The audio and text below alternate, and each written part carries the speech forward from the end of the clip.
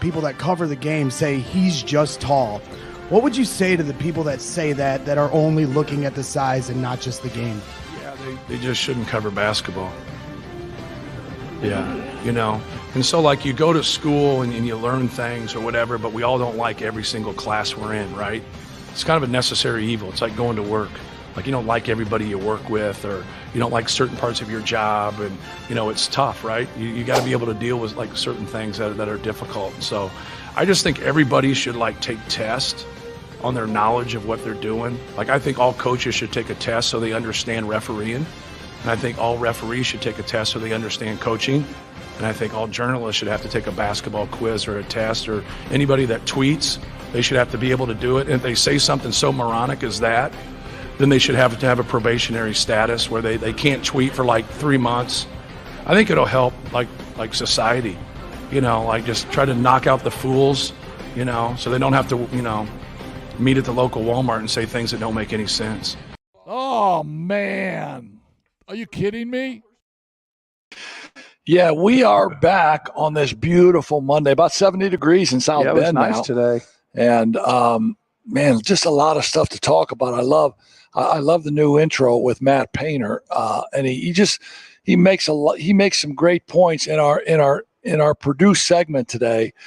We're going to listen to him in his press conference, and he's going to make some great points.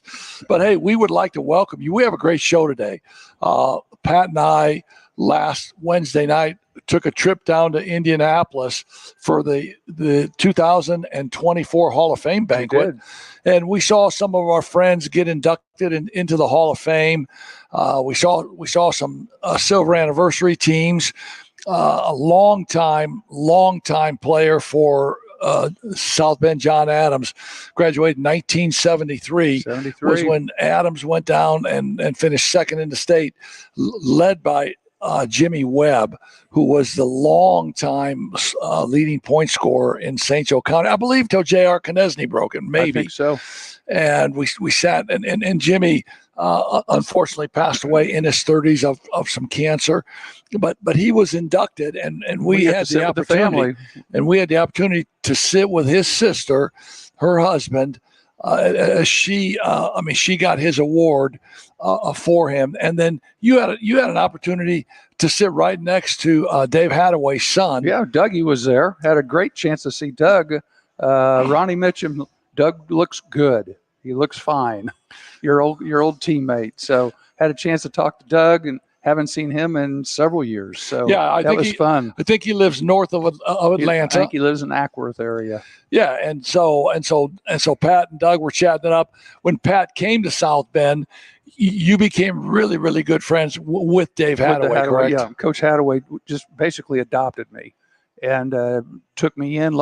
I played golf with him about every day in the summer, and I learned a lot about the history of South Bend. And you and I've talked several of the times we went to the Hall of Fame picnic down there, and I sat in the car with him and Jim Powers and a couple other people, and we sat there and I listened to stories about, Indiana State, South Bend Central back in the 30s and 40s when some guy named John Wooden was coaching.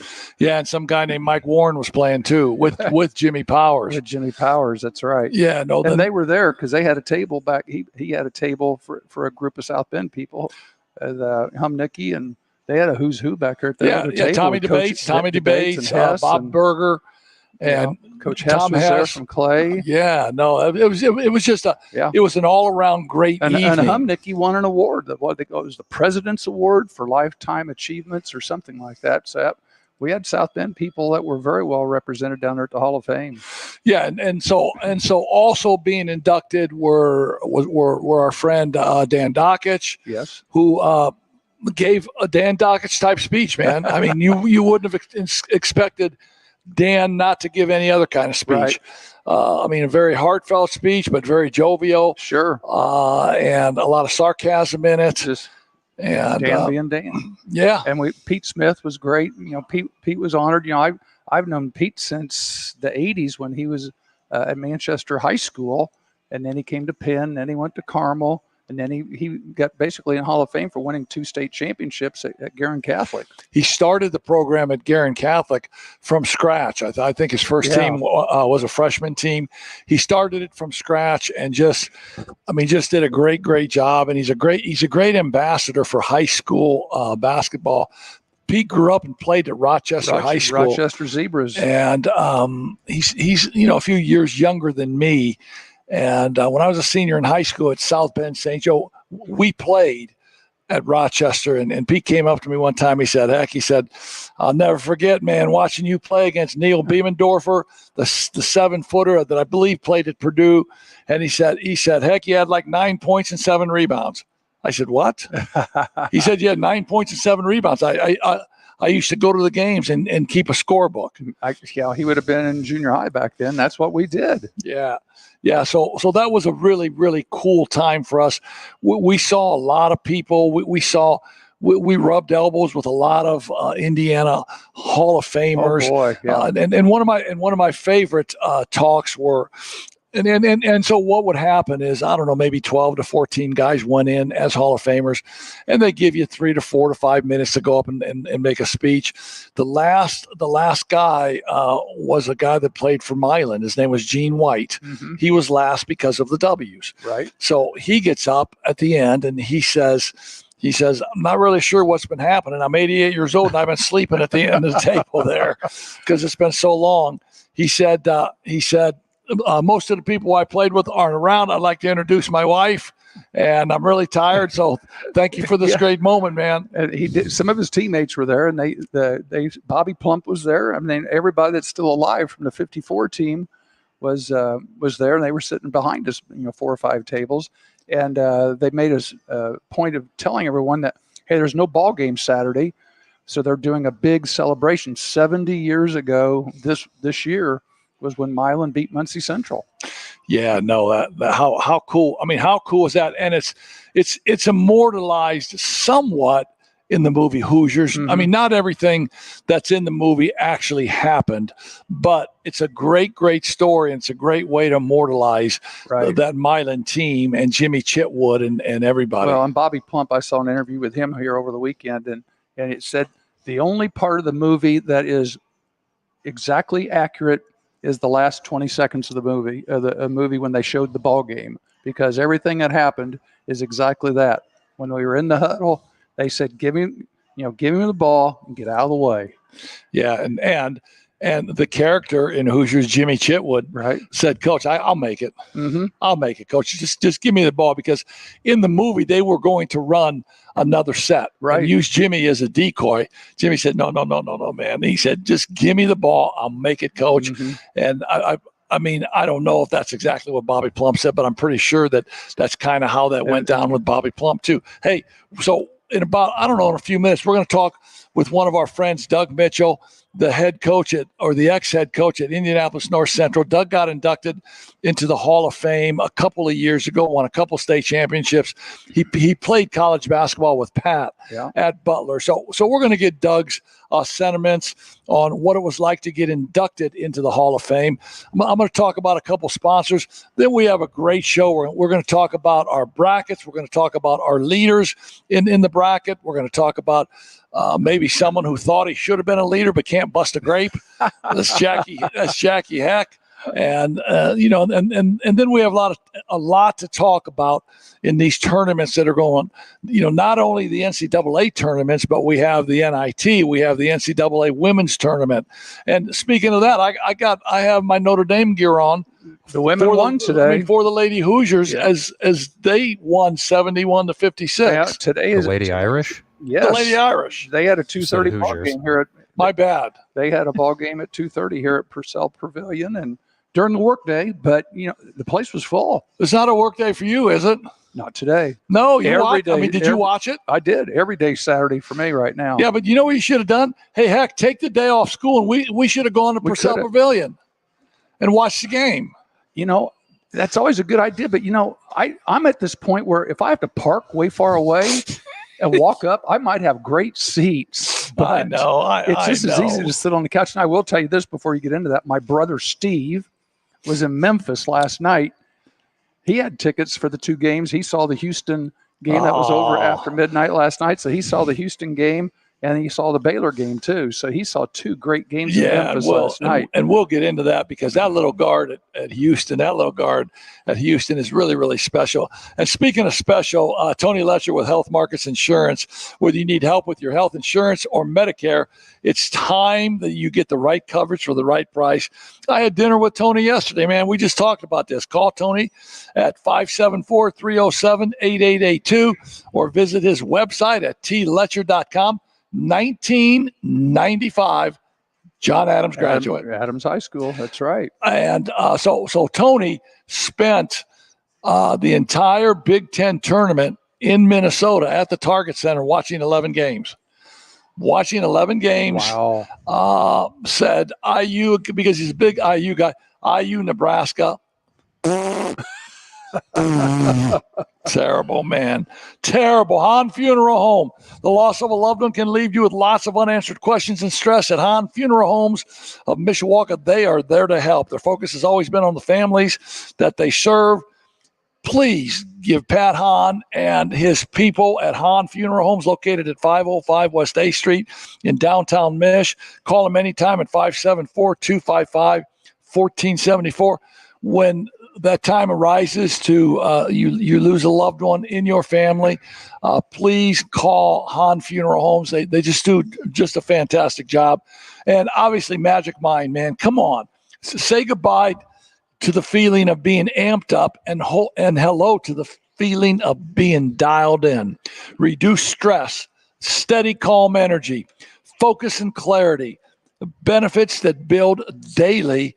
You want to stay in the state of flow, man. I've been taking this now on and off because I just got another shipment, but for about 2 weeks now, and it just puts me in focus, man. My clarity, it makes me think through things a little bit easier. My stress level is really low. I'm calm. It's really, really good. Please try some magicmind.com. And for a 20% discount, type in Coach's Corner 20. Get a 20% discount, man. I was just thinking, I got to do it for you, right? Well, I was just thinking maybe I should try some of that to get out of this fog I've been in for the last 2 weeks. How long does anesthesia stay in your body after a surgery? Well, I don't know about that, but you got to get the funk out of your face, man. I'm just saying you can't. Don't let the old man in. Oh, dear. There's a song like that. I know. Don't let the old man in, and I'm going to bring you some Magic Mind. There you go. And you'll be bouncing off the walls, man, and you'll be wanting to go work out, I swear. Well, I'm hoping that maybe this next weekend will help out. We're here this week. Next week, we're going to be remote. We'll call it that. We're still working on that because I will be out of town next week. Out of the country. Stop. Not like you're going to Mishawaka. It depends if I get my passport updated. Yeah. But you know what? I wonder, they've had to let so many people in. Don't you think they ought to let a few of us out for a while too? I mean, how hard is it? With the way you're feeling, though, you cannot get lost in Mexico, all right? I'm not taking this call from Becky. Hey, I let him out this morning and we can't find him now. Find him. He's lost. Well, I'll be at a resort, so they have armed guards at the gate. So get lost, you'd be working for the cartel. Yeah. All right, hey, listen, I'm going to get Coach Mitchell on.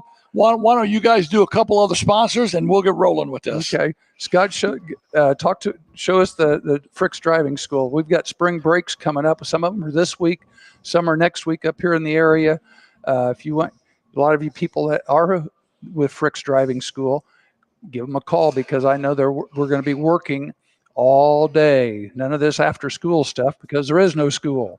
So that we'll be in there as early as 8 and 9 in the morning and be going until 6 or 7 at night. So give them a call and get on the schedule, and you probably get 2 or 3 drives in next week during spring break if you can do that. So think about that.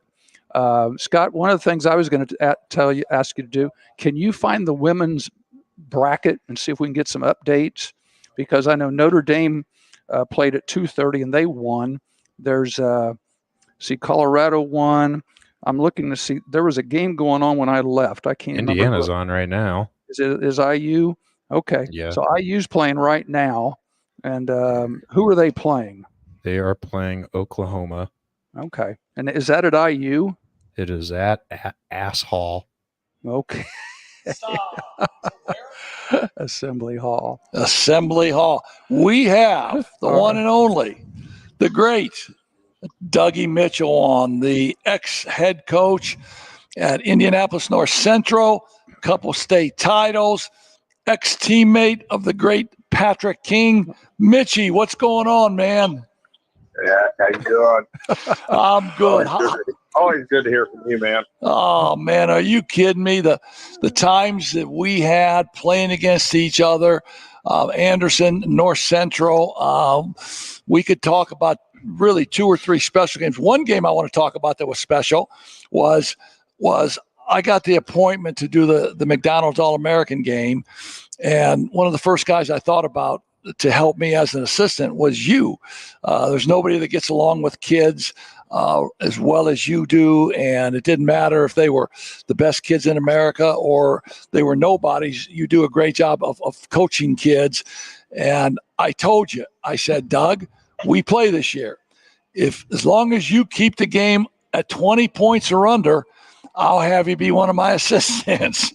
And I looked down with like 12 seconds left. You're up 21. And I looked down. I said, Mitch, got to be under 20. We took the ball. We scored. You won by 19. You're now an assistant coach in the McDonald's game. The rest is history, baby. Oh, We must have been playing at home if we beat you by 20, because we never beat you by 20 on the road. We played that game at North Central, man. I'll never forget. You were really good, and we had this planned out. I said, Doug, you got to keep it to 20, man. We scored at the buzzer, and you win by 19, and we're heading off to Cleveland, right? Me, you, and Joe Nadline. Oh man, what a great trip, man! It was awesome. Yeah, no. I when I saw you the other night, and I've thought about this a lot. I can't thank you enough for that opportunity. I mean, it was when was that? 03, and we just lost our son right in a traffic accident. And I was looking for. I need to fill some voids, and that kind of got me kick-started again. And I can't thank you enough, Heck. But that's what this coaching does, man. Yeah, no, that's what friends are for, to be honest with you. And so not only was that a special thing to do, but the fact that you can coach your brains out. And so a lot of people don't know this, but when we're coaching that game, there's NBA general managers from every team in the league, sitting in folding chairs around the court. And well, Heck, I didn't know. Heck, you kind of led me into that one. Yeah. I got there and he said, "Hey, man, we got to win this thing." I said, "Well, it's an all-star game. Who cares, Heck?" And no, you don't understand, man. We've got to win this game.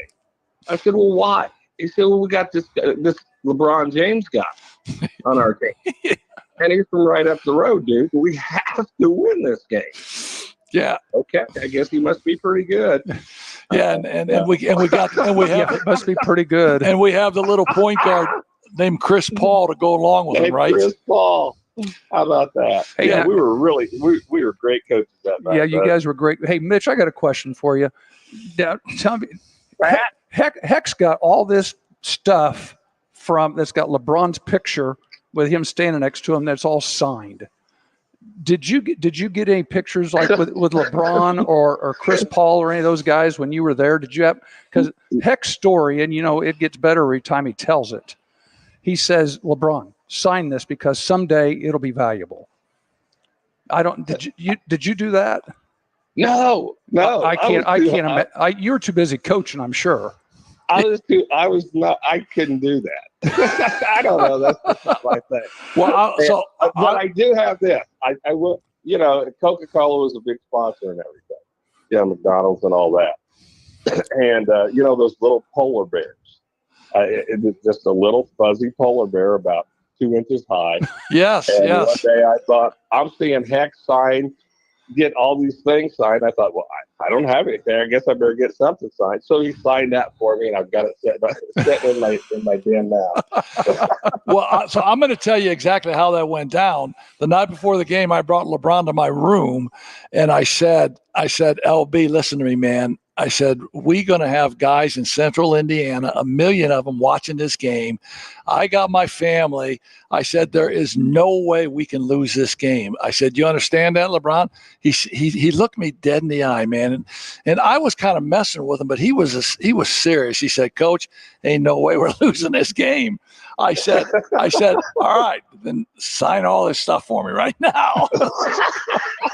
and he really did. And he was and it's always the truth because I know you've had great players, man. Jason Gardner. I know you've had just great players at North Central, and you can attest to this. Those guys are the first guys on the court and the last guys off the court. Yeah. I mean, I tell you what, I had some great kids. I mean, we had some great kids. But back to that. Can I back up? No. Just a second. I thought about this, Heck, and I would love to know what happened to this. Do you remember Chris Paul walking around all week with a camera, a video camera? Yes. Man, I wonder whatever happened to that video. Yeah, because that would be priceless, man. Would that be not the coolest thing? Yeah, that would be as priceless as the look on Joe Nadline's face because Joe always thought of himself as a big man coach. Well, we had a couple of big men, Charlie Villanueva. We had James Akins, I believe, the big kid from Oklahoma, and on one end of the gym there was Kevin McHale, Mel Daniels. They were all the general managers, and they invented big man moves, right?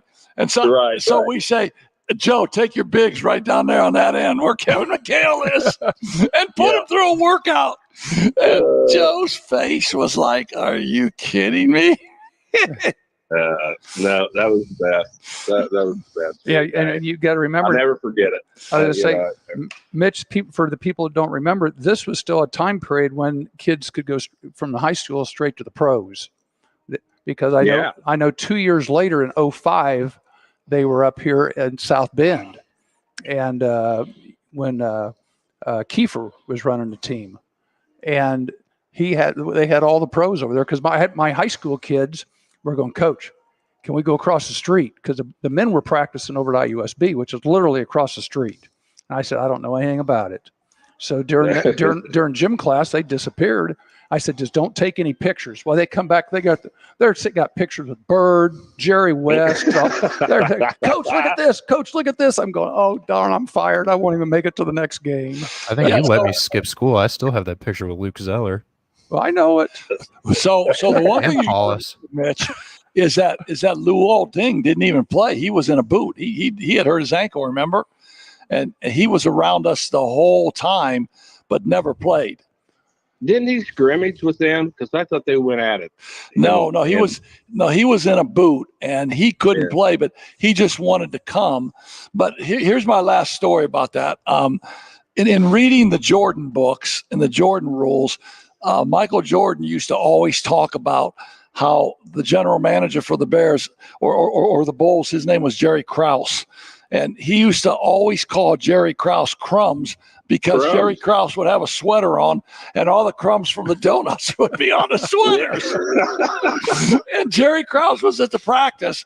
And I swear to God, I looked down there and I see Jerry Krause. I'm going, oh my God, that's Jerry Krause. I look at his sweater. He's got freaking crumbs on it, man. Now, you're talking about a couple of slaps like you and me, right? Getting to be around that kind of stuff, man. That was amazing. Well, how about this? Hack? We go to breakfast and we go over to a table. You go, come on over here. Let's sit down. We sit down with John Wooden. Yes. You and I eat breakfast with John Wooden. Yes. And Wooden starts telling a story because he coached up in South Bend, right? Where South Bend Central. Yes. And Wooden was like 110 men. I don't know how it was. he reels off. He goes, "Oh, Ronnie, yeah, I loved your dad's team. Billy, he was on first base, and the Johnson twins, they were in left and right." He went down through the whole line. I know that. He named the whole starting lineup on his baseball team. He did. Whatever. He did on his baseball team. And I asked him, I said, Coach, how do you remember that? That was 1945 or something. He said, because they were all 9 Polish kids. That's exactly what he said. I couldn't believe that. Hey, listen, let's shift gears for a minute here. I got a chance to reconnect with you last Wednesday at the Indiana Basketball Hall of Fame induction ceremony, and I hadn't seen you for a couple of years. First of all, you looked great. You look like you're back in playing weight, but second of all, you were inducted into the Indiana Basketball Hall of Fame 2 years ago. And as I sat there listening to some of the speakers, the Pete Smiths, the Dockiches, and those guys give their induction speech, I thought to myself, how special of a thing that was. I mean, I wanted to ask you to tell me about your emotions when you first found out about it, and then when you were giving your speech up there. Well, when I first found out, you got to go through. It's a pretty good process to go through, and then when you find it out, you go, "Oh man, that's a lot of work." I'm retired. So, and that is the first thing you think, because it is. And then, but the cool part about it all, and I didn't realize until I was driving home that night after I gave the speech, was the whole process it took you through to get to that speech, and the memories you had. Just like we're sitting here talking about. I'm a guy that grew up in the middle of a 250-acre cornfield, basically. And I'm sitting at breakfast with you talking to John Wooden. That's where some of the places my career's taken. And, sitting there thinking about getting ready for that, going through all those things, that was really cool. Yeah, and, I got to think. Because then your name is etched in with all of them, man. Bill Green, Sam Alford, all of them, man, and your name is in with them. And I gotta believe that is so touching. And I don't know when the moment was when you sat by yourself by the fire or you were out on your rocking chair on the porch. But I don't know when that moment hit you. But when it did hit you, it had to almost be overwhelming for you. It was, heck. Because us. We never, you and I, we never got into the awards or the accolades or the plaques. It's because you're too busy going on to the next game, the next project. But that one, man, stopped me dead in my tracks. And when it hit me is when I got home, and when you're there, they have a big magazine on the table that you take with you. People can put in their congratulatory ads, basically. And I'm thumbing through them, and I see one from Bobby Plump, Butler guy, and I thought, wow, that's so cool. And and I don't know Bob that well, but then I saw one from George McGinnis, and George took the time out to do that for me. And I thought, man, this is George McGinnis. I'm just Doug Mitchell. And I did enough to be involved in something with George McGinnis. I don't know. I lost it. I sit there and cried like a little baby in my damn. It was just too much. And you go through all, and how you got why, and went back through and thinking about my parents and, the people you wanted to thank and the people who weren't there and why you ended up the way you were. And a story I didn't get to tell in that whole in the speech was about my dad and how I got my attention to detail and determination, I think, from him. And it was one of those hot days, 90-degree summer days in July. And he said, boy, go out there and get that whirligig started and mow the barn lot. Well, the barn lot's about 4 acres and the whirligig is like 21 inches wide. And seriously. and he was off doing another job, making money for for his family, and that's what I did, and I get done, and he pulls up at the pickup, and I'm done, and it's like sunsetting, and you got that sweaty dust all over you, and he goes, "Hey, where you going?"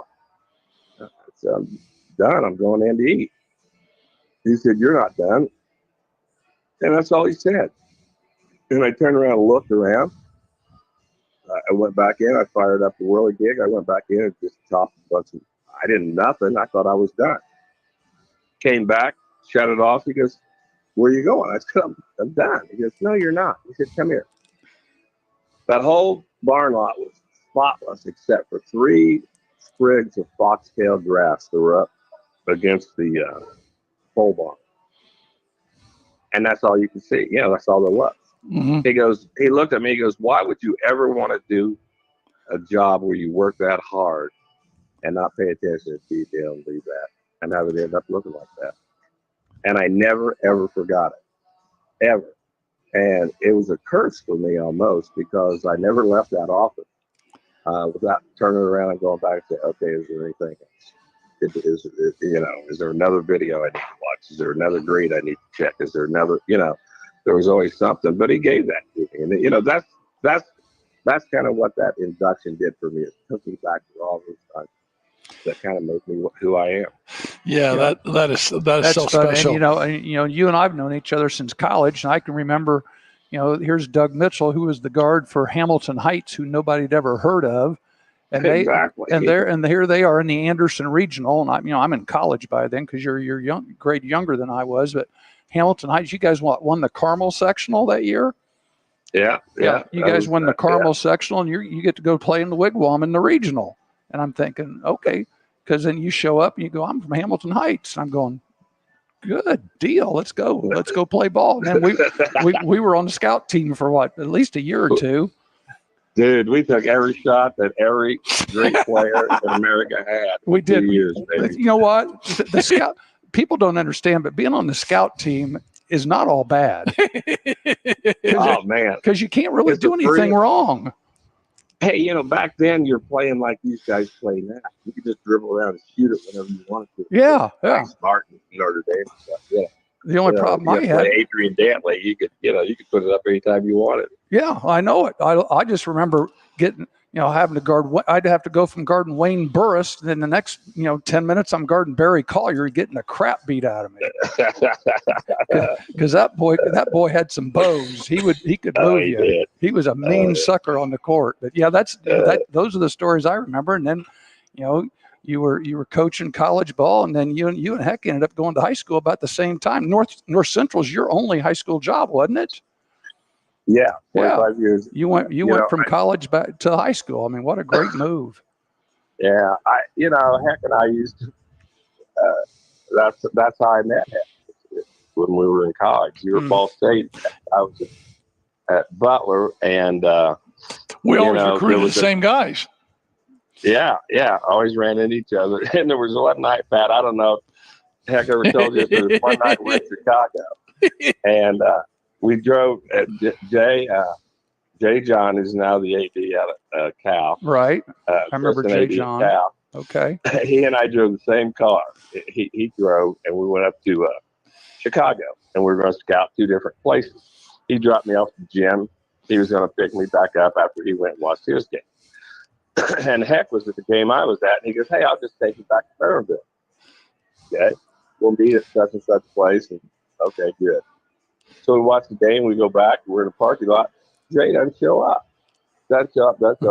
So we just take off and head back to Indianapolis. And Heck drops me off at the rest stop.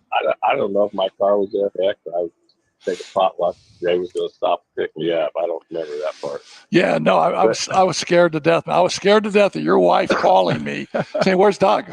Where's Doug? I dropped you off at a rest stop, at a rest area in the middle of a cornfield, man." On 65. I never will forget, Heck, that cross you always had swinging on your mirror. Yeah. And just staring at that and shooting the breeze and not knowing that I just made a lifetime friend, man. And, that's how, but we used to talk all the time about, man, how are we going to get out of this, man? This being on the road stuff's killing me. and we both jumped out of the thing at the same time. And Yes, he got we did. the job of the year I got the North Central job, and I think Bennett might have even got the Newcastle job the same year. And the he same left year. Evansville as an assistant coach. Yeah, no, and that's a life-changing thing for us because, like you said, the recruiting being gone, the kids being gone from the family, and I mean, we still put the hours in. It was crazy. We were banging our heads against the wall, but we slept in our bed every night, and we got to see our kids every night. Exactly. Hey, listen, now, man, they may have a different opinion of us now if we'd have hung around for the money these people are making these days. No, I know. Good point. I know, and we never did it for money, but we had to feed our families, right? Yeah, but it was Hey, listen, I want to thank you for taking a few minutes. You're probably sitting on your porch, just having a nice evening. And please tell your lovely wife that we said hi. You've been a lifelong friend of mine, man. And it was so heartwarming for me to see you last week. You're a great friend. I love you, man. You be cool. Hey, call me back. Let's do this again sometime. You know, you and I can talk about stuff forever. Ever, big dog. All right, and man. Pat, you know, right. I still got dirt on you from the old Butler. Yeah. We'll just keep that to ourselves. All right. Thanks, All right, buddy. see you, buddy. See ya. Love you guys. Love All you right. too, man. Yeah, no. So that was priceless. Oh yeah, we could have done a whole show with just the three of us. That was priceless because of all of the Indiana high school basketball, the McDonald's stuff, and Doug was exactly right. Doug was on his way to work a summer basketball camp, and I'll never forget this. I was working the camp at Anderson, and he was on his way to North Central, and a truck ran a four-way stop and hit his car, and his son Bryce was a freshman and played on the varsity at North Center, was a really, really good player, man, and killed Bryce on the spot. It only happened maybe 3 or 4 blocks from his house. And one of the things that Doug told me, and this was just at the funeral itself. They had the funeral in the North Central gym. And I went back and Doug and I talked for a minute, and Doug said, there's only one way that I can go through this. And I said, what? He said, about a couple of weeks ago, Bryce and I were up watching a scary movie by ourselves. Everybody else, all his daughters went to bed, his wife went to bed, and him and Bryce were watching this scary movie. And just out of the blue, Bryce said to Doug, he said, Dad, he said, if something ever happened to me and I died, I don't ever want you to be sad because I want you to know that I'm going to heaven. He said, I believe in God so hard, and I want you not to be sad because I want you to know I'm going to heaven. And I when Doug told me that story, I lost it, and that's what gave Doug the strength to actually carry on. Because we all have children, right? Sure, and that was an amazing thing. All right, so we're going to move on now, and what we did is we invited people to fill out their brackets. We did, and use our QR code and put it on through CBS Sports and stuff. And we have, I don't know, I mean we had a pretty good turnout, but our leader in our bracket is a lady from North Carolina, North Carolina Beach, I believe it is. She is the lady of one of my ex-players at Richmond, Chad Kirk. Right. Now, I don't know how she's leading this, but we're going to find out because I'm going to get Virginia on the phone right now, and you can chat it up a little. Okay, sounds good. All right, you do that, and we'll take care of this. Scott, have you had a chance to look into these update some of these women's scores at all? Your mic, somebody's muted, Scott. I got you muted, or do you have you muted?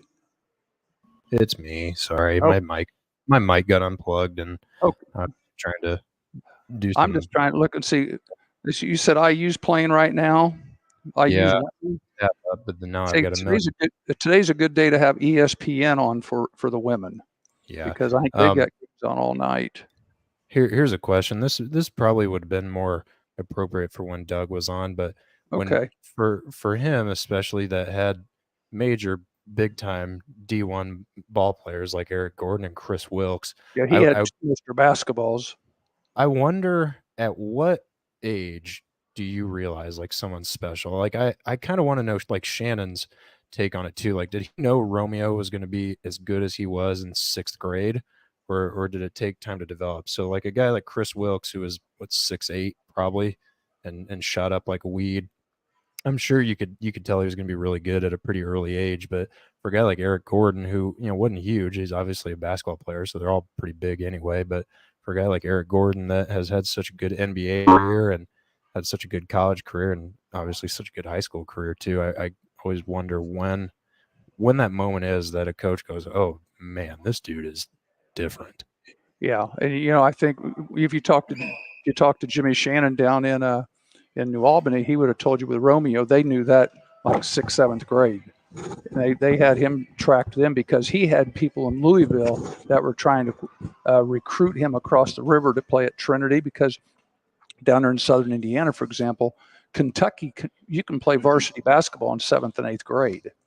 And I think you can play 6 years of varsity. So they were, dangling that in front of him, saying, hey, you can play varsity right now in 7th grade if you're good enough. Well, and one of the schools pulled Rondell Moore away from New Albany too to go. I mean, obviously he played a different sport. He played football, Yeah, but that's true. That's true. So we got another guest. We do have Virginia on our Black Sedan hotline, man. And Virginia is from North Carolina. She hangs with one of my great players from my days at Richmond High School, Mr. Chad Kirk. Virginia, how are you? I'm good, thanks. How are you guys? We are doing really, really good. We just got done with a great interview with a coach in Indianapolis named Doug Mitchell, who was great, and it was just a heartwarming interview. But obviously, why we're calling you, because we did the brackets. You are number 1 in the Coach's Corner brackets. You're leading after the first 2 rounds with 49 points. What's your secret? Tell me how you did it. So it's a weird combination of some dumb luck, some listening to you guys, some listening to Chad, and some random sports knowledge. So I definitely went through and I picked based on, so we watch a lot of the ACC teams. And so, Chad's a big Butler fan and Indiana fan. So we watch a lot of those teams. So I picked some of the teams based on the teams that I like. I picked some of the teams based on teams I've heard of. And I based some of the teams based on just absolutely, I had no idea which either of the teams are. And I picked based on literally flipping a coin. So I'm absolutely just lucky. 100%. No, I don't. So I'm going to ask, and you have to be straight up with me here. So, sure. How much did Chad help you fill this out? He did not. He is not a bracket guy. Man. He did not. So he is not a bracket guy. She's taking credit for it. Good for her. I love that. And I did ask him to look at it, and he said that my picks were reasonably solid. And I had some reasoning for some of them, like I picked NC State because they beat UNC, and I picked Creighton because they beat UConn. Makes sense. But other ones I picked by accident, like Grand Canyon, totally by accident. That's actually amazing. Well, and it's interesting because I think my wife is second, and she picked a few of them by what their mascots were. Nice. Yeah. So very scientific. Exactly. Yeah, you got to have a little fun with it. All right, absolutely. So let me ask you this question: what kind of player did Chad tell you that he was as a high school player? What did he tell you? I mean, he said he was really good, of course. And he said that he was always wanting to play. Like, he is always in to play the game, never wanting to stop playing the game. Keep going to the basket, keep going to the basket, keep going for the ball, keep shooting the ball, never stop. Yeah, so he was silky smooth when he was young. He had a real smooth game to his ability to play. And you probably don't know this, but he had a lot of blonde hair. I've seen pictures. Okay, he had a lot of blonde hair, and when I connected with him over this show, I think last year maybe, and I saw he was bald, I had to laugh because man, he had that great blonde hair, and he was a lefty, and he was silky smooth. Now if he's listening, please tell him not to get the big head. All right. I will. Do you have any? He just texted me. He's listening. Do you have any old VCR tapes? I wonder if you could track that down if you had to show evidence. I don't. If he starts talking crazy, we've got something to prove him. I do not, but I will tell you this much: he was just a tough kid, and always wanting to do to do the extra and please the coach and stuff like that. Is he a really? I mean, so how long have you known Chad? We have been together just over a year, and he is great. He speaks very highly of you, and just he is just one of the best people I know on the planet. So that's great. What do you do for a living? I work for a Berkshire Hathaway insurance company. So I don't know if you guys are familiar with their bracket, but if you're not, you should Google it. And I did much better in yours. Good for you. Good for you. Yeah. I work in training industry. So. Well, good for you. We want you to continue to enjoy this NCAA tournament and continue to watch hoops. And again, thanks for taking part in our bracket, and we wish you continued good luck. Please give my guy Chad a hug for me. All right.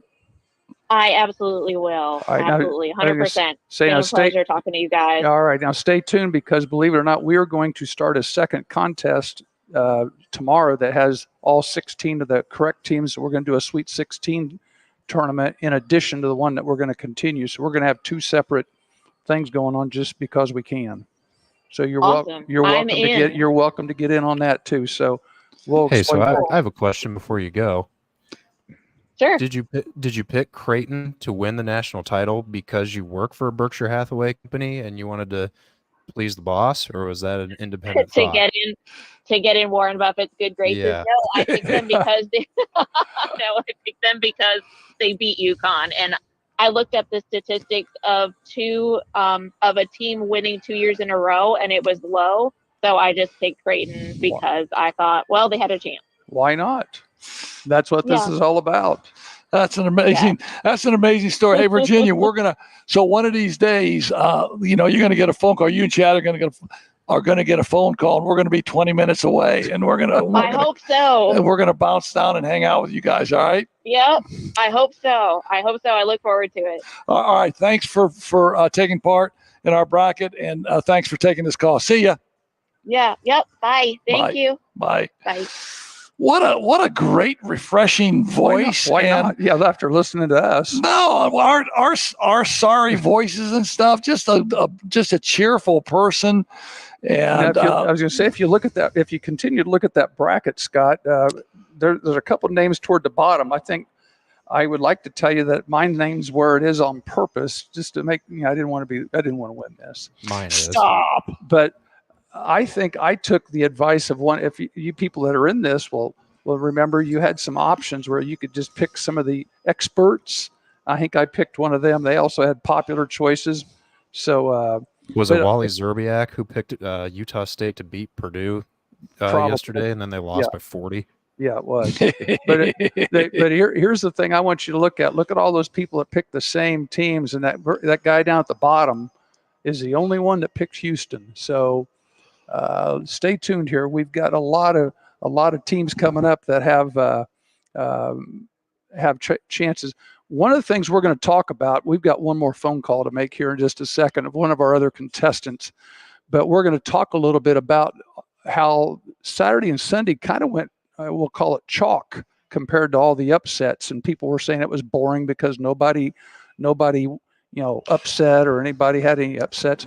And we're going to talk about maybe why that happened. One of our topics we were talking about earlier was how the one and done era is about finished. And we'll talk about that for a little bit. We are going to hit that. But first of all, we're going to talk to Jackie Blue Heck, my kid, who would consider himself a basketball aficionado and really watches the games, loves the games.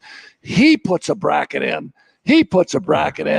And Jackie Blue is in 9th place. What's going on, Jack? Hey guys, how you guys doing tonight? Yeah, we're good, man. Tell me how the hell you're in 9th place, man. Hey, I wouldn't call myself an aficionado by any means. I definitely went with Duke as my champion, so I'm still alive. Being a Duke fan, growing up a Duke fan. Tried to get too cute with a few upsets. I think it's impressive that Kyle Filipowski can still walk after that horrific incident I know. with the court storming. Yep, that was a tough one. He's lucky to be alive. Those first two rounds, that's a much different team. They're playing. I mean, they beat James Madison by almost 40 yesterday.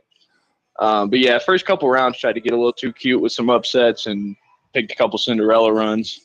So who were those Cinderella runs that you picked that didn't work out for you? New Mexico lost in the first round. Had them making it to the Elite Eight as an 11. I had Auburn in my Final Four coming off the SEC tournament. Just tough break against Yale. Yale fought back into the game, kept it within like 8 to 10 the entire game, and then made a push in the last 4 or 5 minutes. And that's really been the big thing with some of these lower seeded teams. They just keep it close, keep it within striking distance, and then they make a run. Yeah, then they make some shots. One of the things, and Pat and I are going to talk about this a little bit later on in the show, but one of the things that comes back to roost, especially Oakland. I mean, Oakland beats Kentucky. Kentucky's got a bunch of great freshmen, but Oakland's got some older guys. Oakland's got a 24-year-old guy that runs off 10 threes in that game. And so now you're talking about older guys that are making some NIL money playing against freshmen, right? Right, definitely. And that's why you see some of the favorites in this year's tournament. You got, like, I have North Carolina and Duke in my championship, and both of those teams they have seniors and juniors on that team. They're older than what they usually are. Same with Houston. Houston's got a lot of experience. UConn's bringing some guys back from last year. So yeah, definitely you can see the teams that are winning, the teams who have March experience. So I got to ask you this question here because our producer Scott is Pat's son, and he's great what he does for us. His technology. Well, he's a freaking pilot for Pat. Pat and I are freaking teachers. Pat's son's a pilot. He's an airline pilot. But so he's a Texas fan, Texas Rangers fan. You're a Chicago Cub fan. What's going to happen Thursday in Texas, do you think? In Texas, that's one of the best lineups in baseball. I would assume they got Eovaldi pitching opening day. I definitely would like Eovaldi over. I would take Eovaldi over Steele. But I think that's going to be a good series to start the year. They're going to get their ring ceremony and everything, and well deserved. That's a great team. That was kind of my sleeper before last season started. I thought they were going to be pretty good and make a run. I'm looking forward to it. So would you say that Texas bought that team with Marcus Semien and Corey Seager?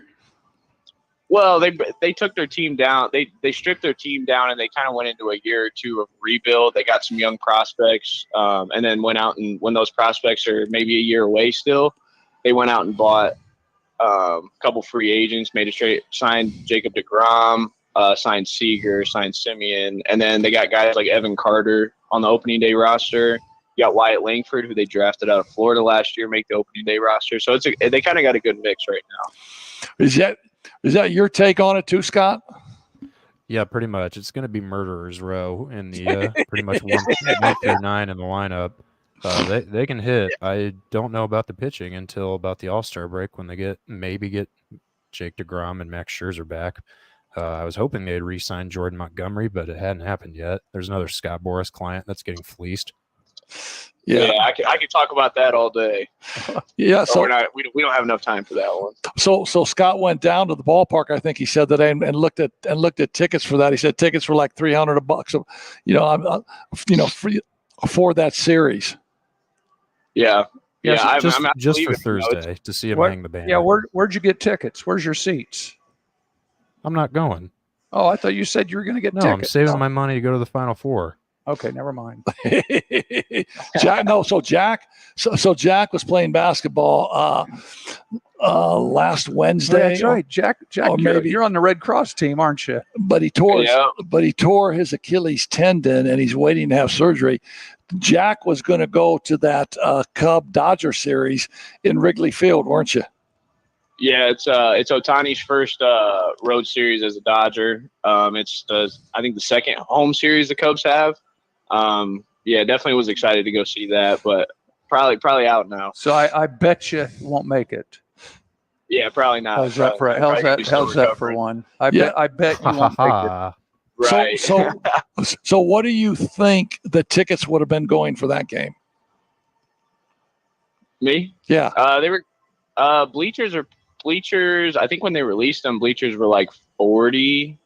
I mean, even for that game, I mean the Dodgers game. Yeah, so Friday and Saturday were more expensive. They're later in the day, and then Sunday was I think like a 1:00 start. And those were like 50. Wow. Yeah, we just jump on StubHub and find out here. Yeah. So listen now. Are you going to continue and play the second round of this on our brackets here? Oh, absolutely. Get a chance of redemption here. Yeah, I haven't dropped the link yet start for a the new second one. chance pool. Yeah, that'll be a stay tuned. If we don't get it done tonight, we'll have it posted in the morning. I have it. It's ready whenever we want to do it. Okay. All right. Listen, Jackie Blue, I think you're a college basketball aficionado now because you're in ninth place. You're gonna say, hell no, I'm not. But I believe you are.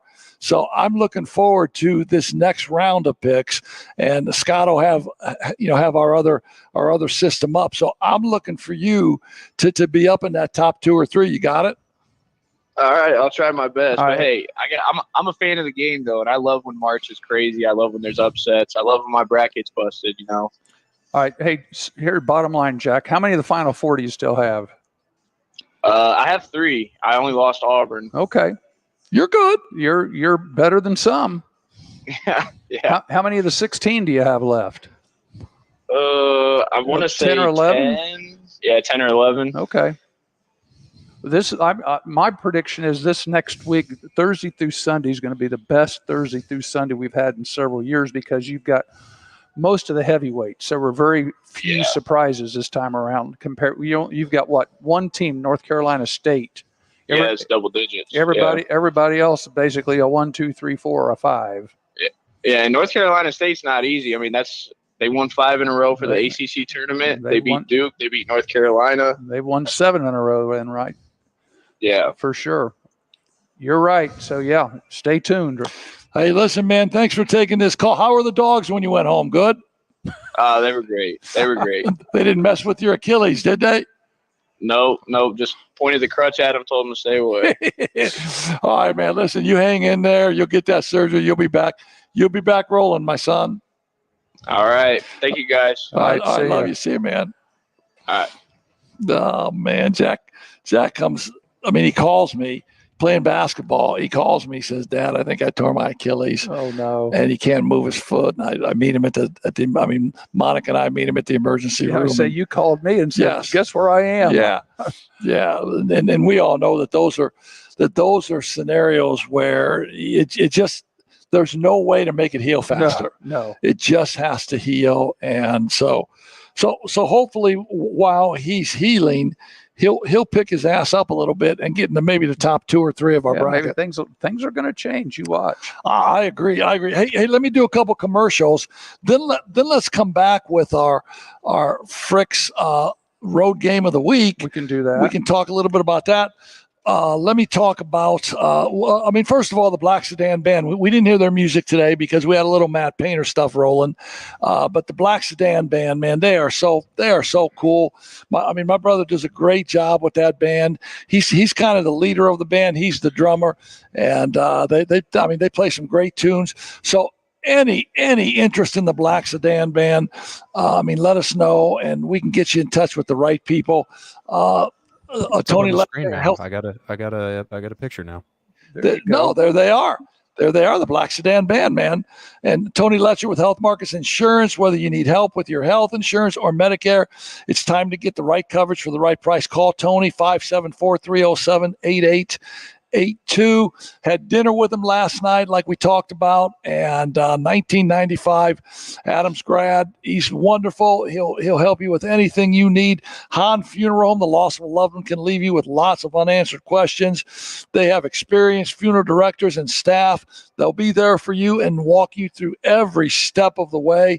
Please call Pat Hahn and his great people at 574-255-1474.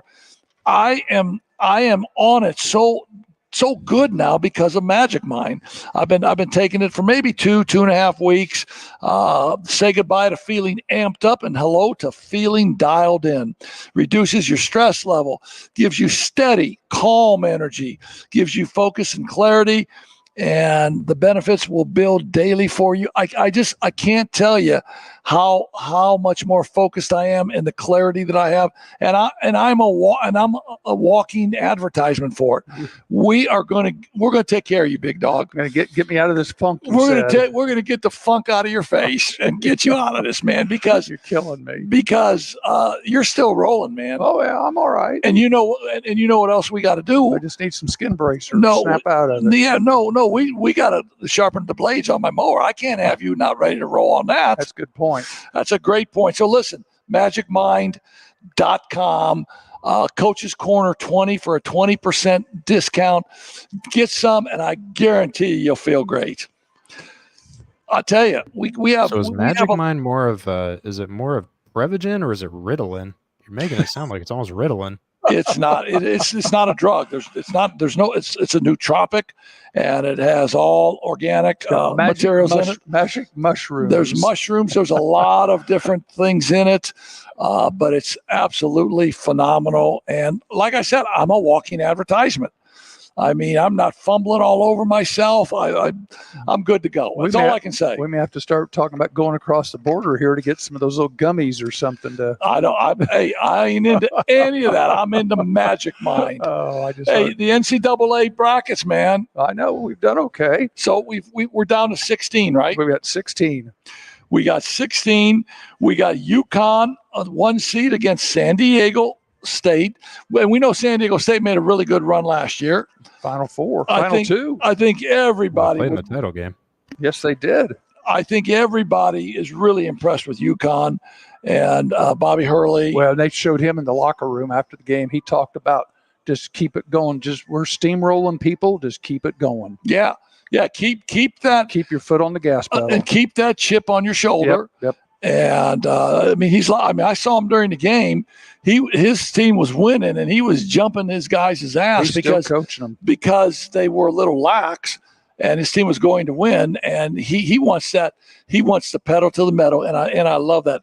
Number 3 seed Illinois will take on Iowa State, a number 2 seed. So again, there's your higher seeds. They're chalk. That's pretty much chalk right now. 1, 2, 3, and 4 up there in the East. In the South, you're looking at Houston will take on a Duke team that Jack talked about a little bit, and Duke's playing really good right now because I think some of the people thought that James Madison would take care of Duke, but I mean Duke's is a blue blood. I mean James Madison should not take care of Duke, and they didn't. I love Houston. Now, I don't know if Houston has the discipline, Pat. I know. But I think they got the players. They've got the players, that's for sure. And I stayed up and watched that game last night.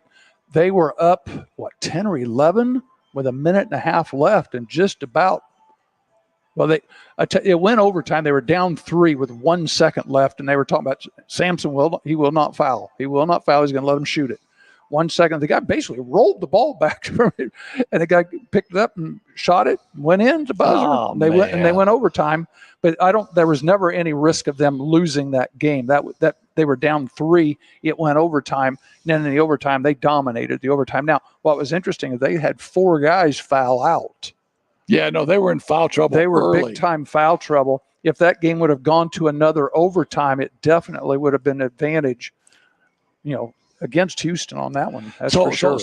So I like their little point guard Shed. He's 6'1", he's powerful, he's strong. Here, Scott's got the last play going with 1 second. Watch, he just rolls it back there. Picked it up, shot it. Jeez. Well, and there's that, and there is that controversy all the time. Do we foul? And he said no. Do we foul and then put your best rebounders on the lane because they have to miss one of them? And if Scott, if you showed that again, one of the things I was talking to myself. I put myself in the huddle, and this game for you guys that missed it was at midnight. It was like this was about 5 after 12. Now stop! Don't just freeze it. Look where the white shirts are right now. Why are the white shirts in the lane? If they score a 2, the game's over. It's a 3-point game with 1 second left. So where are you going to put your white shirts to play defense? I put them out there with their toes on the 3-point line. Exactly. If they want to throw it in there for a layup, good. We win. Yeah, no, you're 100% right. Why are those white shirts in the lane? Why are they where they are? I'd be standing out there at 3-point range because every one of those blue jerseys is going to have to go back to 3-point range. When I saw them like that, all you're doing is setting yourself up to get screened. All right, exactly. Run it, Scott, and see what happens. I mean, the guy gets open.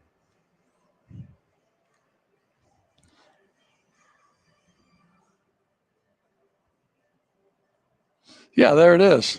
Yeah, you just stand out there and wait on them. They got to come to you. You stand out there, you wait on them, and you switch every screen. And if they want to roll back to the ball, let them roll back to the ball. 2 points is a layup. We win by 1. Exactly. So there, I put my coaching hat on for 30 seconds. I thought that was a great point. And the other half of that bracket might be the lowest seed in the tournament still alive. NC State at number 11. They're an 11 seed. Will take on a very, very good Marquette team. And the things that I've heard today is everybody is saying how good of a coach Shaka Smart is. Yeah, let's look down the road here in 2 or 3 weeks. Let's see if he's still at Marquette or if he might look at one of these other high-profile jobs. I don't know because he left a high-profile job at Texas. Yes, he did. To go to Marquette. Now Texas, great athletic program, great football program. Marquette doesn't have football. So at Marquette, you're the biggest dog on the block. You are. And I was looking at, we kind of jumping a little bit with the coaches that have been moving around. The 3 biggest jobs that are open right now are Louisville, Oklahoma State, and SMU. So are those jobs worthy of him leaving Marquette right now? I would say no. Well, you heard what Scott Drew said about Louisville and how badly he bashed Louisville and said $11 or $12 million isn't worth it to go to Louisville. Mm-hmm. And he stayed at Baylor. What about Kentucky? You think Oakland ended Cal's time at Kentucky? No. I don't. But what I do think it ended. We go through that all the time. Well, what I think it ended is his thought process on one and dones and freshmen and things like that. And I think he'll go. And Duke's going to have to do the same thing. Yeah, I don't think there's any question. Now, the other side of the bracket on the West and the Midwest, you have number 1 again and number 4, North Carolina against Alabama. So if Alabama's going to win that game, Alabama got to be shooting the ball well. They're a team. If Alabama's shooting the ball, they can't shoot. That's their problem. If they are shooting it well, they're going to win because they have shot it well in the first 2 games. If they're not shooting it well, I don't think they got a shot against the Tar Heels. And then the bottom portion of that bracket, Clemson against Arizona. I think Arizona's really good, but again, Clemson, a 6th seed, has kind of fought their way through a little bit and put themselves in a pretty good position with a win over Baylor and a win over New Mexico. Mm-hmm. And if you look, the left side of the bracket are all Thursday ball games. I looked at the TV times and stuff. Your earliest game is going to on Thursday. Your first game for you TV people will be the Clemson Arizona game. That's a 7:10 game. And then the 7:40 game will be up the top. UConn and San Diego State are the first 2 games on Thursday. And then your late games will be Carolina, Alabama at 9:40, and then the last game will be Illinois, Iowa at 10 o'clock. And then in the Midwestern bracket, obviously we have the Boilermakers, Gonzaga. After we finish this bracket, we'll go into the Purdue segment that we always do. But Purdue just really, really plays well. And just beats Utah State. Just like stepchild, 106-67, man. Yeah, they hurt some people's feelings there. What I think is really cool about that, and I guess there's no bearing to it. It has no meaning. But Zach Edey, out of the 57 points in the second half, Zach Edey only scored 2, and the rest of the Purdue team scored the rest of the points. So maybe that helps them, moving on in this Gonzaga game. I will say that in the Maui tournaments, Gonzaga, Tennessee, and Marquette all fell to Purdue. And then Purdue beat Arizona in the Indianapolis Classic. So Purdue had some really good wins. They have some good history with it. But at the end of the day, that was in November. Matters zip. Yep. Matters to nobody. We know that. And Creighton, a number 3 seed against a really good number 2 seed Tennessee. Yeah, don't sleep on Tennessee. A lot of people have Tennessee in the Final Four. So everything on the right side of the bracket is your Friday games. Your first game is the NC State Marquette game at 7. The Purdue game is at 7:40 on Friday with Gonzaga. And then the Houston game with Duke is at 9:40. And then your late game will be Creighton, Tennessee. We've got an airplane flight in the middle. We've got the early morning flight. We may be waking up about that time from my nap and just get in the car and go. Yeah, when that one's over. Friday, there's going to be some great games, man. So that'll be fantastic basketball on Thursday and Friday. So we don't spend a lot of time on the women's tournament, and I don't know why. I like women's basketball. I think they do a good job, but I will say that our Lady Irish are just playing well, just advanced into the Sweet 16 round with a win over Ole Miss, 71-56, I believe. I think you're right. 71-56. You're exactly right.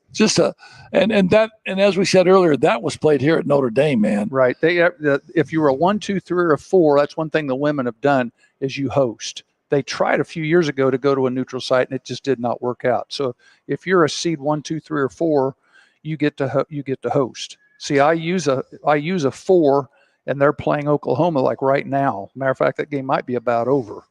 Yeah, and Indiana's had a really, really nice year. And they've really only had in the whole bracket, there have been probably 2 upsets. Middle Tennessee beat Louisville.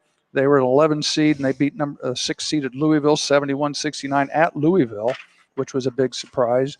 And then Duke was a 7 seed, and they beat a 2 seed Ohio State in Columbus over the weekend. They beat them 75-63. So the 2 big schools that are out would be a 2 seed Ohio State and the 6 seed Louisville for the women. And speaking of Ohio State, Jake Diebler has done a really nice job since taking over. And I you know what? It makes no difference to me, the NIT tournament now. It makes no difference to me because as I look, there are several of these teams that could have performed much better in the NCAA tournament than some of the teams that made it in. It's like that every year. And I'm not saying, and I'm not putting it on conference champions because they certainly deserve to go. I'm talking at large teams that were put in, most notably Virginia. Now, Indiana State, Indiana State in the Final 8. Yep, they're down to 8. In the Final 8, and they're going to play Cincinnati. And they've beaten, SMU and Minnesota. Yeah, a Big Ten Minnesota team. Yeah, middle of the pack in both conferences, but needless, regardless. Yeah, they've beaten some big conference schools. Yeah, Robbie Avila just continuing. He's got a million names, but he just continues to play. He's really good watch. basketball. He's fun to watch. Milk Chamberlain. Yeah, Milk Chamberlain. And what's the other one? Kareem Abdul-Jabbar. Kareem Abdul-Jabbar. It's kind of like Vanilla Ice. Yeah, and so Ohio State gets in. They beat Cornell. They 88-83, good game. Then they play Virginia Tech. They beat Virginia Tech 81-73. So these are just games that a new interim coach that has the interim tag removed can coach his team. Yeah, and tonight is women's basketball, Monday. Tuesday is NIT night. All these games will be on ESPN or ESPN2 on Tuesday. So you're going to get your fill of basketball. Tuesday, Wednesday is NIT, and then we jump right back into the big tournament on Thursday, Friday. Just basketball. Before we jump to high school, your breaking news today with your colleges is we've got some new coaches moving. Coaches that coach this weekend already have new jobs. Yeah. James Madison coach Mark Byington is the new coach at Vanderbilt, and that was announced today. Good for him. And then we were talking about Utah State, and Scott's got a section here on minute with Purdue with the Utah State game. Danny Sprinkle is going to Washington. Yeah, and Matt Painter just goes off about how great of a coach Danny Sprinkle is and what he does with that Utah State program. Now he's taking some big bucks. He is going to Washington. Dusty Mays from Florida Atlantic over the weekend. He took the job at Michigan. You mentioned Diebler's got the Ohio State, and the Washington State coach Kyle Smith is going to Stanford. So there's some big move. There's a lot of movement going around.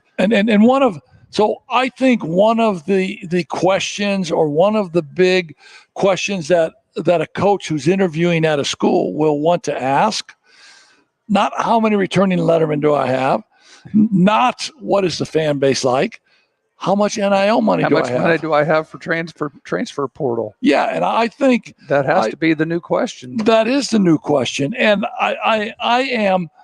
And this is just the magic mind in me that keeps going back to this.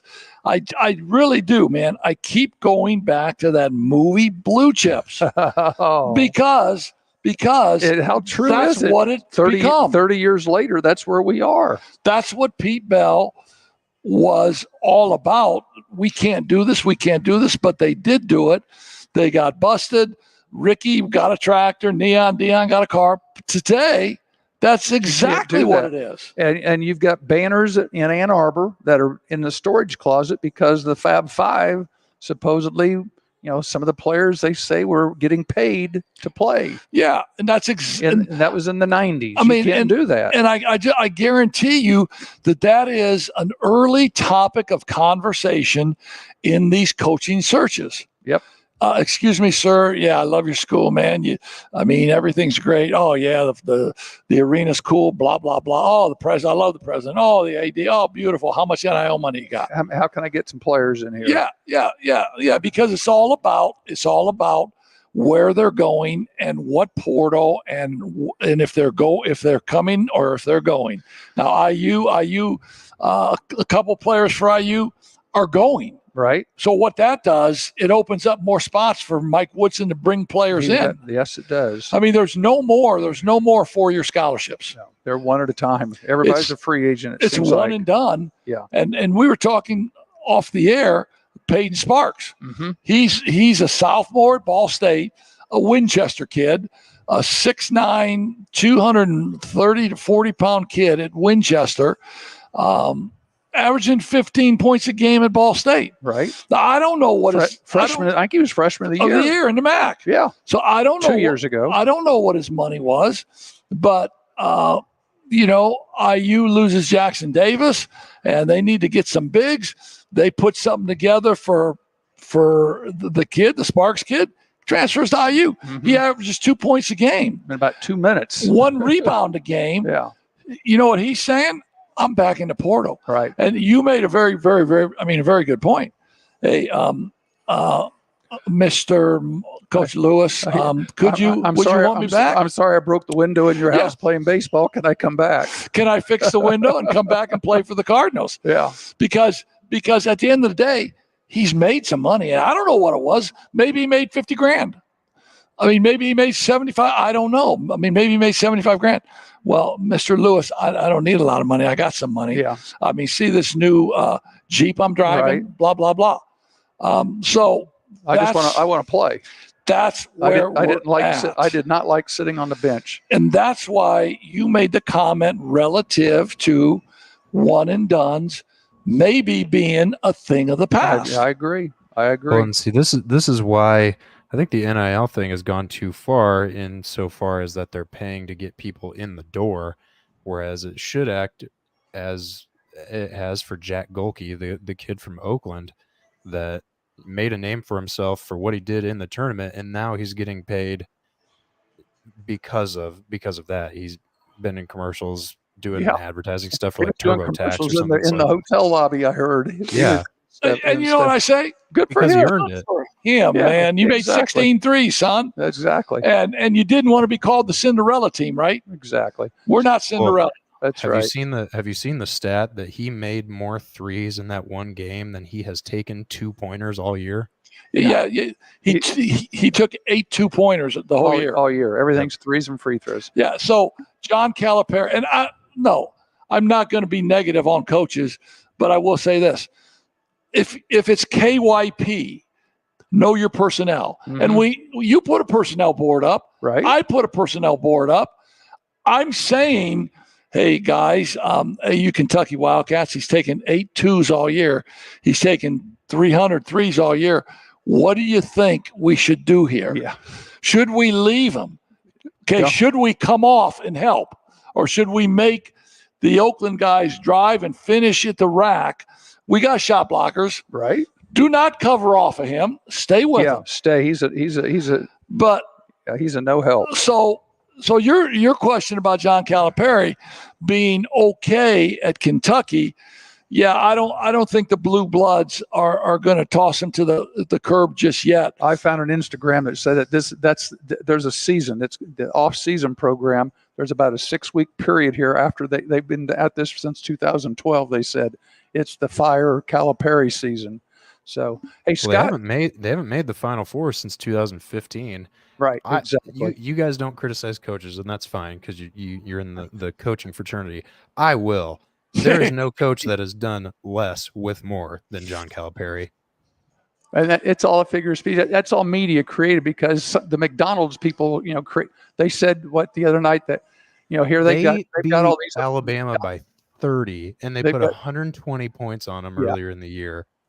If you can't win with Reed Shepherd and Rob Dillingham, you are doing something terribly wrong. They've got McDonald's All-Americans, and they got beat by a team of guys that eat at McDonald's, is what they said. Yeah, I think that's funny as hell. Yeah. Scott, give me my Frick's road team, and Heck's going to do his Purdue thing. Then we're going to get Overmeyer on the phone and help us with the high schools to finish up. How's that sound? Okay.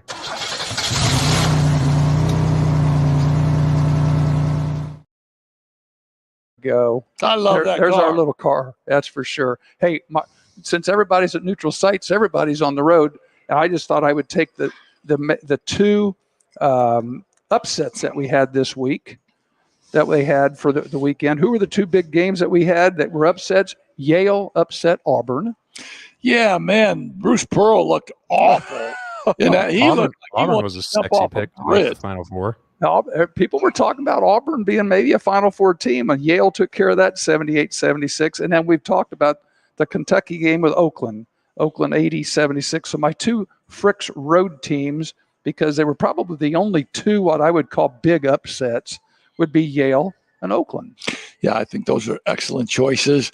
And so those happened, and they come along once every 100 years for those schools like Yale, sure, and like Oakland. And I am so happy for those institutions. One of my ex-assistant coaches is the assistant provost at Oakland, and I am so happy that they get to experience that. And so, I mean, Greg Camphy, he's a pro. Uh-huh. He's been at Oakland for 40 years. And did you hear the interview? He said that, Scott, you're talking about Kentucky and all this, and they said that the people from Louisville, now figure this one out, the people from Louisville broke the internet because they crashed the internet at Oakland buying Oakland merchandise that was being sent. $8,000, he said, worth of merchandise was sold that night to people that was all being sent to Louisville addresses. He said, what are they going to do? Wear Oakland jerseys or Oakland shirts to the UK Louisville game next December. Yeah, that was like there's no bigger Fairleigh Dickinson fans than the people in Bloomington. Yeah, I know. Yeah, no, exactly. And the thing about Coach Camphy, he had the game. I mean, the game was over. His kids, and he was ripping his kids on the sideline. Remember, because hey, this game ain't over. Celebrating too soon. They were celebrating, and for about 10 seconds. Mm-hmm. And he so old school, and so happy to see that for guys that have put their whole life into it. Hey, why don't we do our little Purdue segment, man? Because Coach Painter's interview is awesome. All right. I'm going to do that. I'm not even going to play the choo-choo things. No.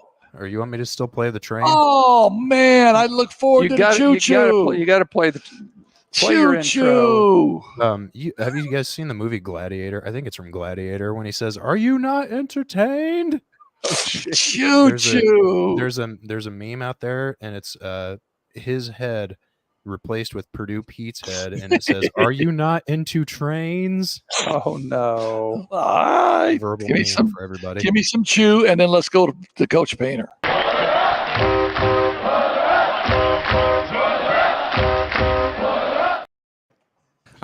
Tomorrow, you guys, by all probability, are most likely going to win. You guys have all the favor. Like, if you're looking at the, stats and whatnot, like the history behind the matchup between you two, what's your mentality going into the game, and what are you telling your players? All right, let me explain something to you. Everybody in the NCAA tournament is really good. Now, when you go to that 32, everybody is that much better. They're a really, really good basketball team. They are well coached. This is going to be a dogfight. All right, it's going to be a dogfight. So we've had a lot of experience here. All right, and we've had some disappointing days. Like there's no way we are looking past these guys. These guys are real. If you watch that game from TCU is tough. They're hard nosed. They're well coached. They got big time players. TCU's got big time players. They beat quality teams in the Big 12. All right, they handled them. So we know this is going to be really difficult. They have a great point guard. They have a great big, and they got a bunch of other dudes that can really, really play. And like I said before, Danny Sprinkle is as good of a young coach or any coach at any age as there is in the country. Very few people can do what Danny Sprinkle just did. Very few. All right? He has nobody that played for him last year. Like, you go watch us run stuff and do stuff. I mean, I got a bunch of guys that played for us. Everybody is on the same page. We get it. We get it. How the hell do they get it? And they've been working since June like that. It's because they got a great coach. Man, Matt Painter is a pro. And for anybody to, crack on Matt when his team's lost last year or whatever, Matt's a pro. And he gets it. His guys play hard. And the one great thing about Purdue that I want to say is, again, second half, Edey scores 2 out of Purdue's 57 points. Now, can that springboard some of those other guys feeling good about themselves? Braden Smith's playing really well. I like Purdue against Gonzaga, and I love to see coaches have respect for other coaches, right? Oh, I agree. I'll tell you, the person that had the great game Sunday was Trey Kaufman-Renn. He had the first 8. And ended up with 18 and 10, I think, on his stat line. Yeah, just really, really athletic. Got the ball to him in great positions, and he delivered for him. So I'm looking for Purdue to take care of Gonzaga. Hey, we have the great John on the phone, broadcastsport.net, John Overmeyer. Johnny, be good. What's shaking, baby? Hey, Dupellers of the community, how you doing? We're chilling like Bob Dylan. That's all I can say. How was school today? Oh, it was interesting as usual. Getting ready for starting spring break, so you know how these kids are. They're getting anxious. Oh boy. Hey, let me ask you this. Hey, let me ask you this question. So we get off Friday at Mishawaka, so we don't have school Friday. We have the whole week, and then we get off Monday. So do you guys have that long of a spring break too? No, we get off Friday, and then we have that next week off, but we go back the day of the eclipse. Yeah, I don't know why we're not. I mean, I'll take it, but I don't know why we're not going back on that Monday, but I'll take it. Yeah, I don't blame you. I would too. That'll be your topic next week on Monday. Will be the eclipse and where you'll be, because the eclipse is between 1 o'clock and 4 or 4:30, I think, and with like a total darkness around 3:10, something like that. Total darkness, man. Well, John, we've got state finals coming up. We took a week off, and we've got the state finals coming up. Talk to us about the local game we've got. You're going to do the 3A game with we're going to do with St. Joe? Yeah, St. Joe and Scottsburg. I was actually at St. Joe's practice today. I had a chance to talk with Eric Gaff and to Chase Konechny, and they're pretty confident. Yeah, they're going to have to deal with some height from Scottsburg.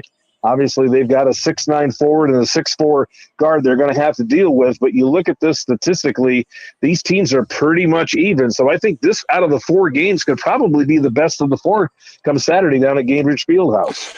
Hey, John, let me ask you this question.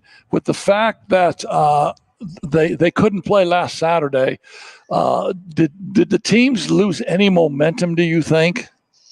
I really do. And I asked Eric Gaff that question today for our pregame on Saturday, and he said it was good from the standpoint of they were pretty beat up. And Coach King, you know this. You saw them in Logansport with us. They got beat up and bruised a little bit in that semi-state.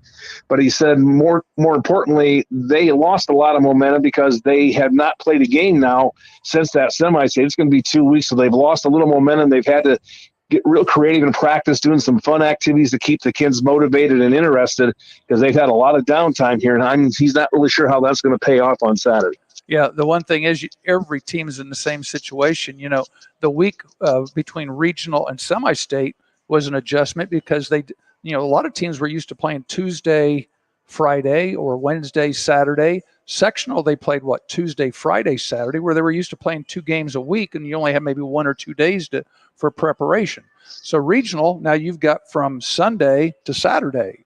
So what do you do on Monday? I remember we talked to Drew Schaus after the sectional. He said they watched films and did stretching and a little bit of shooting, and that was it. So that's basically what St. Joe did. They said they went in, they watched some film, they did some stretching, got a few shot ups, and sent them home. Right. Because they had so much time off, he didn't want to wear them out, and he wanted to get some of these kids that were beaten up a little bit and bruised and everything else, get them healthy, and then they've been able to implement the game plan. And practice was a little shorter today as well. I got out there, and their practice was very short. They did some 3-minute drills on different stations, got some shots up, and coach says go home. So they're obviously trying to build some momentum for Saturday. What about Fisher's Ben Davis? What do you know about that game? I like Fisher's in that game. I think they've got some of the best talent in the state of Indiana. I know Ben Davis is there. I just think from what I've heard and what I've seen, Fisher's is probably the best team in the state of Indiana.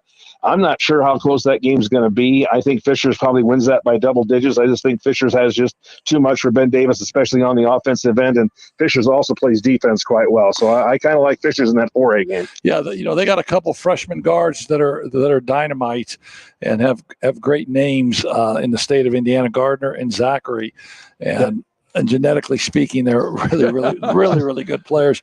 The 2A game has a spot in my heart, obviously, with Wapahani and Park Heritage.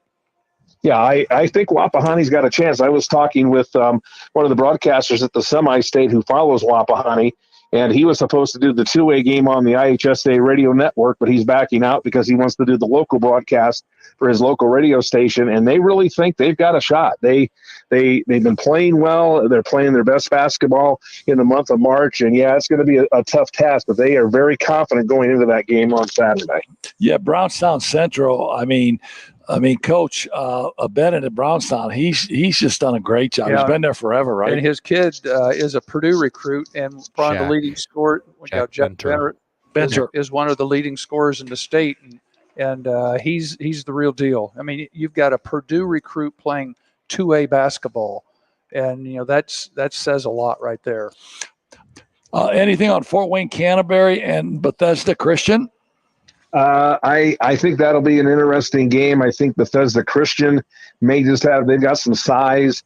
I'm not sure that Canterbury can keep up with that size and their quickness. We'll wait and see, but I'm kind of leaning towards Bethesda Christian with the tournament experience that they've had. I just don't know if Canterbury's got enough personnel to stop the speed of Bethesda Christian. I saw the Canterbury Liberty Christian game, and Canterbury plays 7 seniors. They have a 6'8" kid who's pretty good, but not really athletic. Liberty Christian started 3 freshmen and a sophomore that were just really, really quick, and they really caused Fort Wayne Canterbury some problems. Well, I think Bethesda Christian is going to do the same thing. If Bethesda Christian beat Bar Reeve as easily as they did, they're the real deal. That's for sure. That's for sure. So you guys are going to do just the 3A game, is that right? Yeah, we're going to just do the 3A game between Scottsburg and St. Joe on Saturday. We'll have a live audio broadcast from Gainbridge Fieldhouse starting at 5:15. We'll have some interviews. We're going to have some media people on to talk about Scottsburg a little bit. And I was out at St. Joe practice tonight, so I got home a little bit late because I had to work late at school. I went out to St. Joe's practice and talked to Eric Gaff and Chase Knesny, and they're pretty fired up for this. They're representing St. Joe County. They're representing South Bend, and obviously they're undefeated as the Huskies. And Gaff said, "Hey, that's a great thing to have because he's starting to transition into a new mascot. Why not win a state title?" Yeah, I can't wait to see the St. Joe Indians come home as a state champion. Hey, I almost said that on the interview. Yeah. So here's the big question. I don't know how you're going to be able to do this, but how are you going to be able to have a state broadcast without the great Pat King sitting with you and on the air? I don't know. We've been talking about that as a team this week, and we're all saying, well, why can he just delay his spring break trip for one day and come down and help us? But he doesn't want to seem to do that. He's bailing out on us, Coach. That's what I said, and you never know. There could be another Wally Pipp situation come up, right? Oh, I think we're going to have to do a Wally Pipp on him. All yes. right, stop it. Now here's what I think we're going to do. If I can get checked in time, I may spend the $10 or $12 to get on the IHSA Champions Network down there from my hotel room. and $12. And if you'll set me up, I may just FaceTime you or put me on the. You can call me in. It's kind of like what we're doing with you right here. You can hook me in. And I'll watch the game. It might be on a little tape delay. No, hey, John, I could give you my expert advice from the beach in Port Vallarta. I'm not sure, Johnny Be Good. I would do that because I know there'll be some tequila involved in that broadcast. Yeah, I was just thinking the same thing. I'm not sure that would be smart. Everybody asks people about being problem drinkers, and I tell them, I say, honest to God, I've never had a problem drinking. Yeah. All right. Hey, listen, John, man, enjoy the rest of your night. I know you've had a long one. And have a great call on Saturday, man. Appreciate it, you guys. Thanks for everything you do for high school and college sports. You guys are the best. That's why you are the pillars of the community. Thank you, man. We appreciate that. Take care. See you. See you guys. Yep. Oh, Johnny Be Good is so great. Well, hey, this kind of brings us to the end here now. Yeah, before we end, I need to actually drop the link for the second chance bracket. Yeah, I made the overlay before we even started. Good. People are on the edge of their seat, I'm sure, wondering about this new contest that we have. So it's up there now. With the prizes that we have here, do you want me to move so it's not in my shirt? Okay. No, your shirt's actually a good background.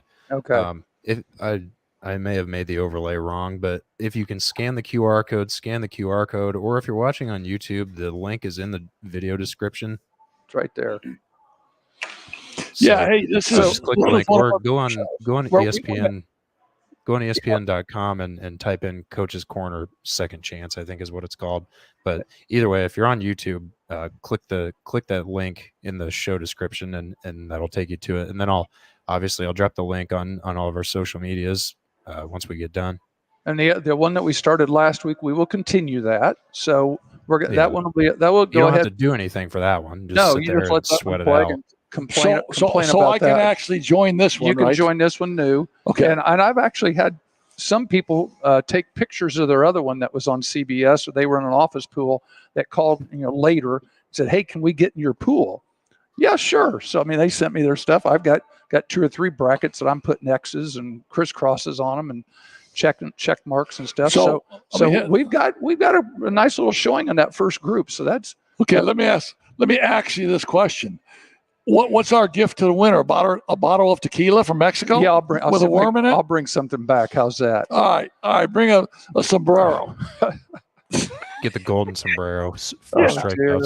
Yeah, all right, man. Cub baseball coming up on Thursday. We got basketball coming out of our wazoos. We'll probably do a little baseball next week. Yeah, no, just a great show tonight. We had some great guests. We had the great Doug Mitchell. We had Virginia from North Carolina. Yep. We had Jackie Blue trying to say that he's not a basketball aficionado because he's in 9th place. Doesn't work, Jack. We gave him a chance to defend himself. We did, and we've had a great show for Health Markets Insurance, Han Funeral Home, Magic Mind. We're off, man. Bar Louie, the Black Sedan Band. Fricks. We won't be here next week. We will be remote. You'll be at home. Scott will be in a hotel room someplace. Where I always am. I will be someplace in Mexico. So we'll put it together that way. But we'll same time, same place. All right, see you guys. You guys are the best. Thanks, Scotty.